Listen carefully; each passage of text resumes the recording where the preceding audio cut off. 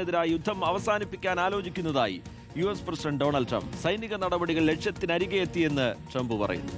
അതേസമയം ഗൾഫ് രാജ്യങ്ങളിൽ ഇറാന്റെ ആക്രമണം തുടരുകയാണ്. സൗദിയിൽ 3 തവണ ഡ്രോൺ ആക്രമണ ശ്രമം ഉണ്ടായി. ആദ്ര ജെയിൻ വാർഡസ്റ്റിൽ നിന്ന് കൂടുതൽ വിവരങ്ങളുമായി നമുക്കൊപ്പം ചേരുകയാണ്.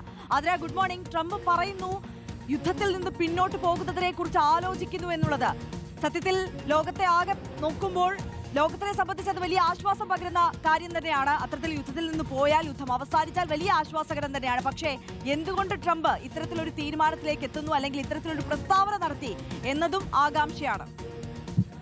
Good morning Rejith, Arya. യുദ്ധം അത് 3-ാമത്തെ ആഴ്ചയിലേക്ക് കടക്കുകയാണ്. 3-ാമത്തെ ആഴ്ചയിലേക്ക് എത്തി യുദ്ധത്തിന്റെ എല്ലാ രീതിയിലും ഇറാന്റെ എല്ലാ നേതാക്കളെയും പരമോന്നത നേതാവിനെ അടക്കം കൊലപ്പെടുത്തിയതിനു ശേഷമാണ് ട്രംപ് അതിന്റെ ലക്ഷ്യം കൈവരിച്ചുവെന്ന് പറയുന്നത്. ശരിക്കും ഇറാനിലെ പരമോന്നത നേതാവിനെ അടക്കം കൊലപ്പെടുത്തി ഇറാന്റെ സൈനിക ശേഷിയെ നശിപ്പിച്ചു. ഇനി ഒരു വെടിനിർത്തലിന്റെ ആവശ്യമില്ല.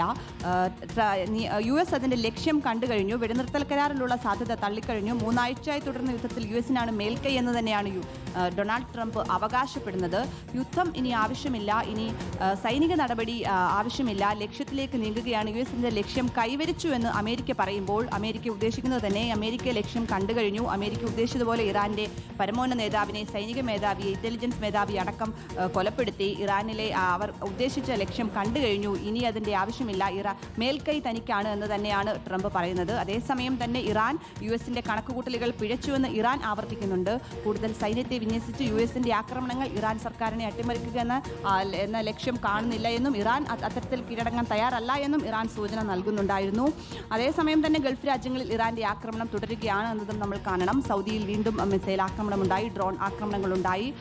ഇറാനിലും അതേസമയം ട്രംപ് അങ്ങനെ പറയുന്നുണ്ടെങ്കിലും ഇറാനിലും സ്ഫോടന ശബ്ദങ്ങൾ കേൾക്കുകയുണ്ടായി. ടെഹ്റാനിലും ആക്രമണങ്ങളുണ്ടായി. അതേപോലെ തന്നെ ഇറാൻ തിരിച്ചടിക്കുകയും ഗൾഫ് രാജ്യങ്ങളിൽ ആക്രമണം നടക്കുകയും ചെയ്യുന്നുണ്ട്. എന്തായാലും ഇറാനിലെ ആക്രമണങ്ങൾ ലക്ഷ്യം കണ്ടുവെന്ന് അമേരിക്ക പറയുമ്പോൾ ഒരുപക്ഷേ അമേരിക്കയുടെ നീക്കം സൈനിക നടപടി അവസാനിപ്പിക്കാനാണ്, യുദ്ധം അവസാനിപ്പിക്കാനാണ് എന്നൊരു പ്രതീക്ഷ കൂടിയുണ്ട്. അതെ, അത്തരത്തിലൊരു പ്രതീക്ഷയാണ് ട്രംപിന്റെ പ്രസ്താവനയിൽ നിന്ന് നമുക്ക് വായിച്ചെടുക്കാൻ കഴിയുന്നത്. എന്തായാലും സൈനിക നടപടി അവസാനിപ്പിക്കാനുള്ള ആലോചനയിലേക്ക് കടന്നിരിക്കുന്നു എന്നാണ് ട്രംപ് പറയുന്നത്. ഇറാനിലൊരു ഭരണമാറ്റം എന്ന് പ്രഖ്യാപിച്ചുകൊണ്ട് തുടങ്ങിയ യുദ്ധമാണ്. പക്ഷേ അവിടെ അയത്തുള്ള ഖമനൈ വധിക്കപ്പെട്ടുവെങ്കിലും മുജ്തബ ഖമനൈ പിന്നീട് അധികാരം ഏറ്റെടുക്കുന്നതാണ് നമ്മൾ കണ്ടത്. അങ്ങനെ യുദ്ധം അവസാനിക്കാൻ പോവുകയാണെങ്കിൽ ഇറാന്റെ ചെറുത്തുനിൽപ്പ് കൂടി ശ്രദ്ധേയമായി മാറും. തീർച്ചയായും.